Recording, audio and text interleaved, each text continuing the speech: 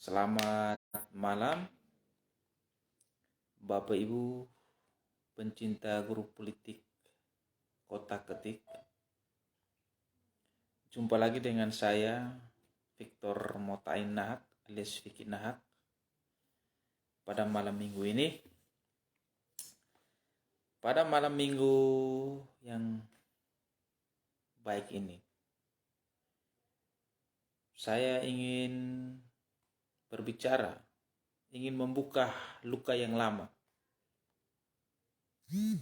Karena bagi saya, luka yang lama ini masih ada tanda tanya besar dalam benak saya.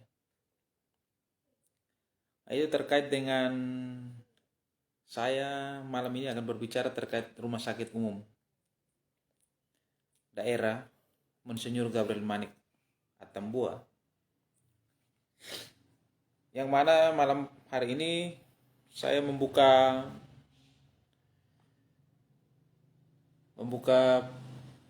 luka yang lama atau permasalahan yang bagi saya sampai hari ini belum ada kejelasan,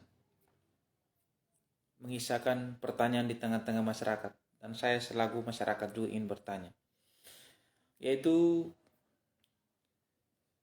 tahun 2022 salah satu media yaitu Intim News pada tanggal 3 Maret tahun 2022 itu adalah surat, salah satu berita yang menulis bahwa Tipikor Polres Belu menyurati Direktur RSUD Atambua. Ada apa? Ini ada judul berita. Saya mencoba untuk membacakan lagi kepada publik ini, nanti baru sedikit saya mengulas. Intim News, diduga telah terjadi tindak pidana korupsi pada proyek pembangunan ruang tunggu anak RTA. Ruang tunggu anak di RSUD Atambua. Satreskrim Unit Tipikor Polres Belu menyurati Direktur Rumah Sakit Umum Daerah RSUD Monsinyur Gabriel Manik SPD Atambua.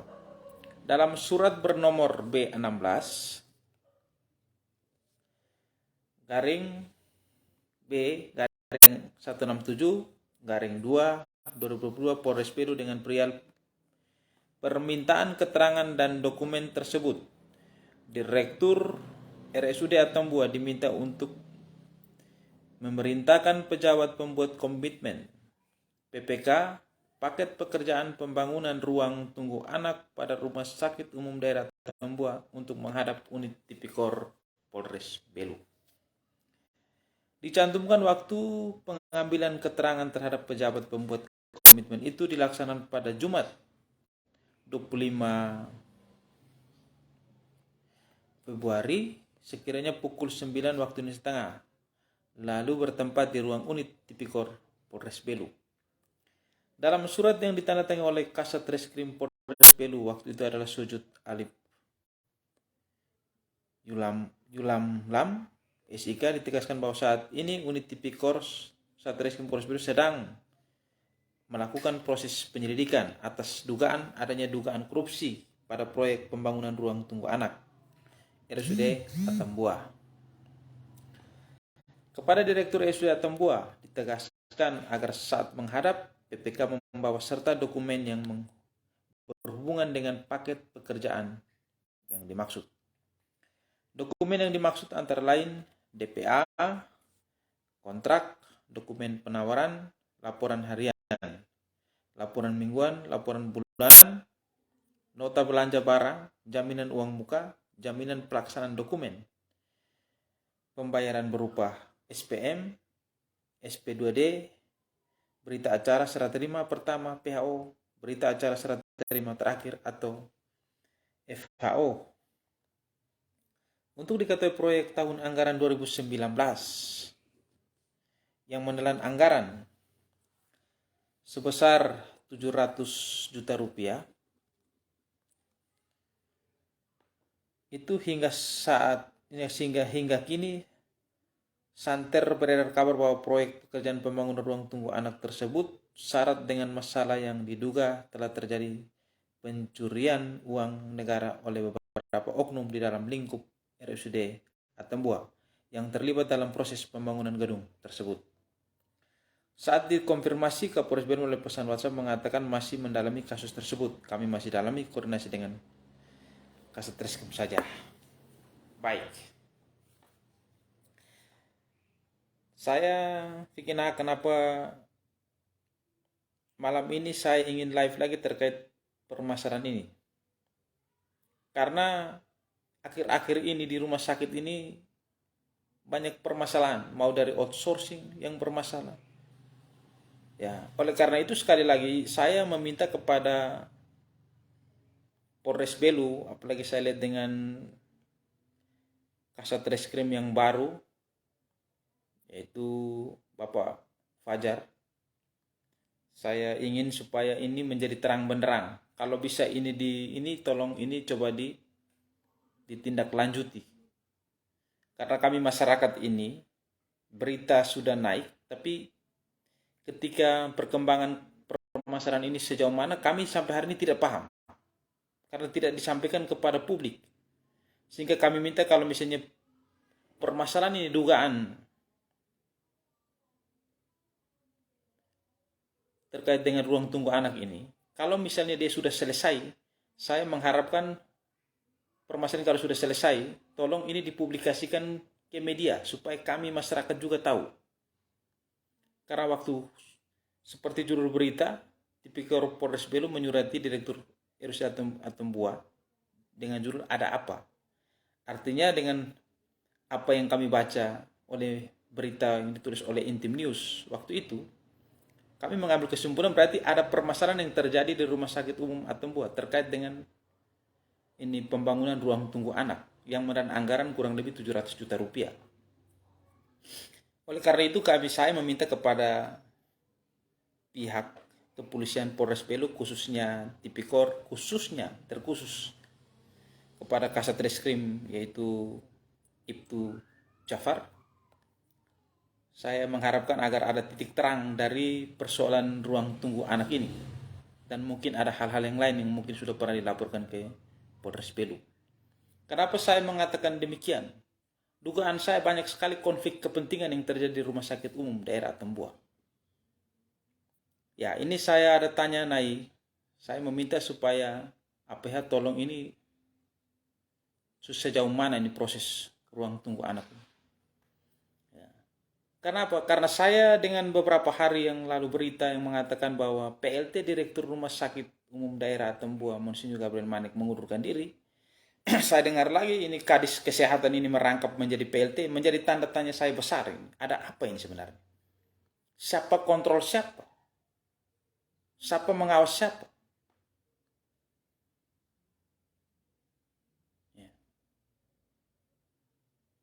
Mestinya Kadis Kesehatan itu tugasnya sebagai mengawas. Kalau Kadis Kesehatannya rangkap menjadi Direktur Rumah Sakit atau PLT, siapa kontrol siapa? Maka kuat dugaan kami sebagai masyarakat kecil bahwa konflik kepentingan sangat syarat terjadi di RUCD Monsinyur Gabriel Manik Atambua. Saya mau menyampaikan kepada publik ini, sebagai orang Kabupaten Belu, masyarakat Atambua,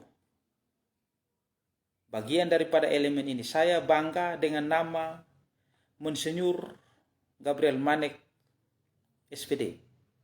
Monsinyur Gabriel Manik SPD adalah orang yang suci, orang yang baik. Kalau sudah suci berarti orang ini bersih. Artinya kalau namanya dipakai di rumah sakit, kami mengharapkan rumah sakit juga mencontohi nama yang dipakai agar kesucian itu tetap terjaga. Jadikan rumah sakit itu tempat yang suci. Pakai nama Monsinyur Gabriel Manik, kami merasa risih. Kami sebagai masyarakat, kami merasa risih. Kok kenapa? Banyak sekali dugaan permasalahan terjadi di sana. Dugaan kami konflik kepentingan sangat syarat terjadi. Dia harus dia temui. Pakai lagi nama Monsinyur, orang yang suci. Pakai namanya di sana.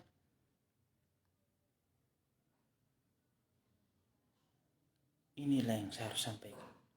Terkait permasalahan ini sekali lagi saya minta kepada APH, tolong ini ditelusuri baik-baik agar memberikan kepuasan kepada kami masyarakat Kabupaten Belu sejauh mana proses ini.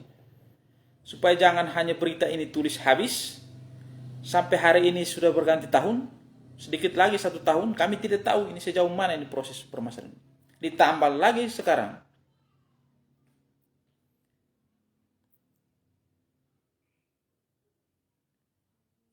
ya ini yang saya sampaikan, itu. Dengan Ibu Yeni mengundurkan diri, pasti Ibu Yeni sudah berpikir secara matang. Ya. Saya juga menduga mungkin Ibu Yeni juga bertolak belakang dengan nuraninya. Secara pengalaman saya yakin bahwa Ibu Yeni ini orang yang matang secara birokrasi. Saya salut dan tunduk kepada Ibu Yeni. Walaupun saya tidak kenal Ibu Yeni ini siapa, seakrab apa, tapi apa yang keputusan Ibu Yeni ambil itu saya yakin. Ibu Yeni orangnya melayani dengan hati dan penuh ketulusan. Sehingga saya ini heran, kok bisa ya seorang kadis kesehatan dirangkap menjadi PLT Direktur RSUD Atambua. Sebenarnya ada apa? Siapa kontrol siapa? Siapa mengawas siapa? Maka kuat dugaan konflik kepentingan terjadi. Dan kuat dugaan ada apa di RSUD Atambua. Sehingga perusahaan-perusahaan outsourcing yang notabene belum memiliki legal standing, kok bisa mengelola outsourcing tersebut? Ini yang menjadi pertanyaan kami masyarakat kecil. Oleh karena itu sekali lagi saya minta kepada aparat penegak hukum, khususnya Polres Belu, ini tolong sejauh mana permasalahan ruang tunggu anak. Kalau misalnya sudah selesainya seperti apa, supaya sampaikan kepada publik ini, kepada seluruh lapisan masyarakat Kabupaten Belu, agar kami mendapat yang namanya satu kepuasan.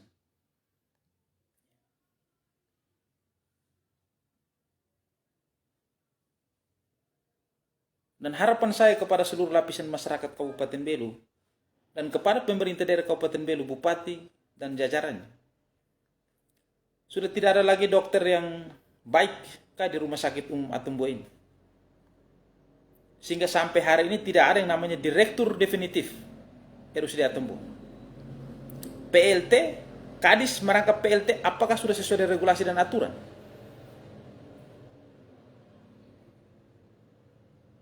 Sedangkan dugaan ruang tunggu anak ini menyeret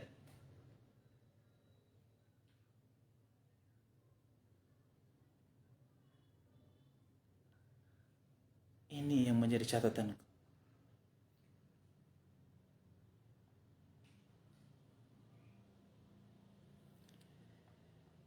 Naik terus bicara karena yang tidak mau bicara itu lagi nyaman bagi kita. Begini, saya sepakat,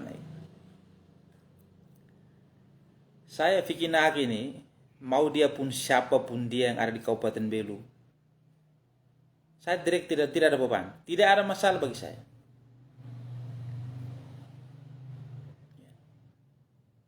Jadi saya bersuara ini semata-mata bukan untuk kepentingan pribadi saya atau keluarga saya. Saya berbicara hanya untuk kepentingan masyarakat kecil. Dan saya melihat, kami sebagai masyarakat juga baca ini berita. Kalau di berita bilang menyurati terkait dengan ruang tunggu anak ini, kami masyarakat juga patut kami pertanyakan sejauh mana proses ini.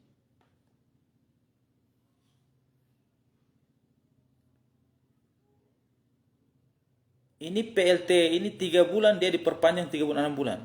Ini sudah habis, datang lagi menjadi PLT. Menjadi catatan kami, ini ada apa ini? Oleh karena itu tolonglah APH masuk. Telusuri baik-baik ini. Ini ada apa ini? Kuat dugaan kami bahwa ini ada terjadi permasalahan besar di RSUD ini. Maka kuat juga dugaan saya, konflik kepentingan terjadi di RSUD Atambua. Yang semestinya kadis kesehatan itu, dia yang harus mengontrol direktur RSUD, mengawasi. Kalau kadisnya rangkap menjadi PLT direktur, kira-kira siapa kontrol siapa ini? Siapa tegur siapa? Apakah yang saya sampaikan ini salah? Ataukah kita sebagai orang Kabupaten Belu, masyarakat Atomboni, kita harus cuma diam?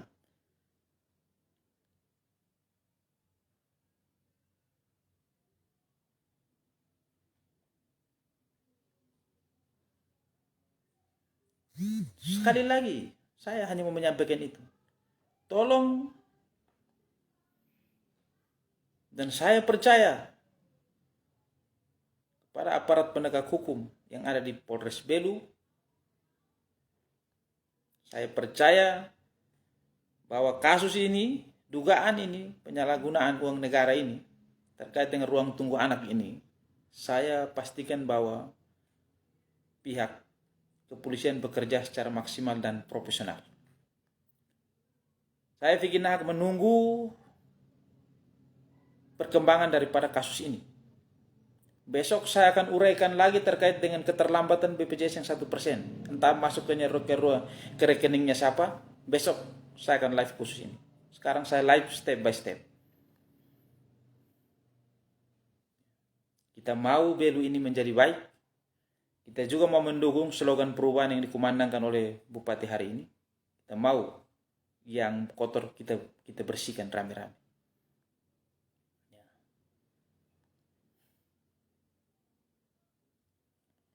Bapak Ibu pencinta grup politik Kota Ketik, mungkin ini yang bisa saya sampaikan agar kita sama-sama, saya mengajak kepada seluruh lapisan masyarakat Kabupaten Belu. Saya sampaikan sekali lagi, tidak boleh permasalahan-permasalahan seperti ini dibawa ke ranah politik. Karena politik itu sudah selesai. Yang kita rasakan dan kita jalankan adalah kebijakan politik. Kalau sekiranya orang-orang yang menjadi pembantu daripada bupati dan wakil bupati hari ini salah, ya kita katakan salah. Benar, harus kita acungkan jempol. Dan patut kita apresiasi karena kinerja. Jangan apa yang kita sampaikan hari ini bilang kalah politik. Saya teriak pun tidak mungkin saya jadi direktur rumah sakit. Itu mungkin kucing ketemu tanduk. Saya tahu diri saya. Jadi tidak usahlah digiring ke sana kemari. Hanya kita mau menjadi baik. Kita mau daerah perbatasan ini menjadi beranda dan harkat dan martabat daripada bangsa yang besar ini. Itu menjadi baik. Menjadi lebih indah. Tanpa ada kerikil-kerikil yang mengganjal. Mungkin ini saja yang dapat saya sampaikan. Jangan bilang permasalahan ini semua menjadi diam. Tetap Vicky Nahak tidak pernah diam. Kalau sepanjang permasalahan ini belum menjadi terang benderang. Ingat, saya orang Merayak. Bapak mama saya orang Lamaknen asli dari desa Dirun.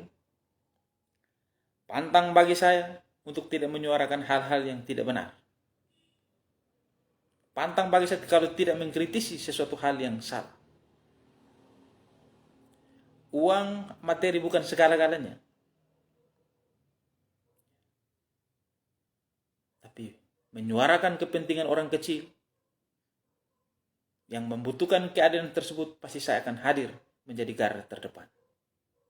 Apabila ada dugaan-dugaan hal yang merugikan dan menggunakan uang negara, pasti saya akan hadir dan bersuara untuk hal-hal ini. Dari sudut Kota Belu, saya Vicky Nahak mengakhiri live saya. Senantiasa Bapak Ibu masyarakat Kabupaten Belu, pencinta grup politik, mari sama-sama kita kawal permasalahan ini. Agar permasalahan ini menjadi terang benderang, agar mendapat kepuasan bagi semua pihak, terkhusus masyarakat Kabupaten Belu. Salam sehat selalu, Tuhan menyertai dan memberkati kita sekalian.